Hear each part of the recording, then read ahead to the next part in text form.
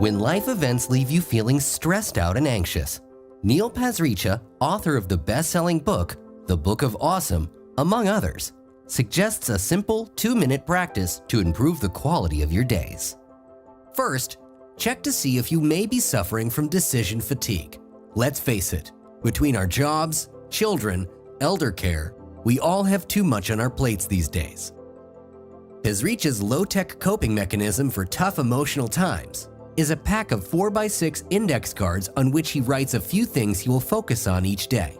This I will focus on exercise helps break down giant projects into simple tasks.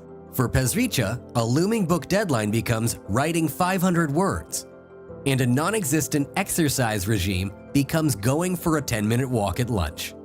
But while these daily directives reduce decision fatigue, clearing the negative thoughts from the rest of our lives can be trickier, as research shows that humans are hardwired to search for the negative. Turns out, our brains contain an almond-sized amygdala that secretes fight-or-flight hormones all day, and evolution has programmed our amygdalas to look for, find, and solve problems. This naturally ingrained tendency is why we want to stare at bad news, sad news, and controversial news endlessly, and it takes a toll on our minds. But a study comparing people who wrote down what they were grateful for to those who wrote down their hassles or events shows that writing things one is grateful for every week over a 10-week period brings increased happiness and increased physical healthiness. Pasricha suggests adding to your tasks for the day cards the line, "I am grateful for," but finds the key to this exercise is being specific. Listing things like my family, my dog, my job won't work. He writes things like the way the sunset looks over the hostel across the street, or when my mom dropped off leftover mutter paneer. And finally, a study in Science magazine called Don't Look Back in Anger reveals that minimizing regret increases contentment.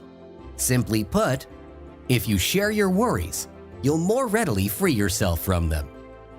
To put these findings into practice, Pasricha suggests adding this third line to your index card regimen.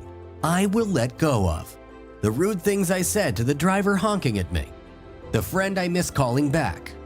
I will focus on, I am grateful for, I will let go of. This small research-based ritual made a big difference in Pasricha's life, and it can do the same for you. Of course, no one will be completely stress-free and happy all the time after practicing this daily routine. But of the 1,000 or so minutes from your day that you're awake, if you can invest 2 of them in prepping for positivity, you'll find yourself happier during the remaining 998.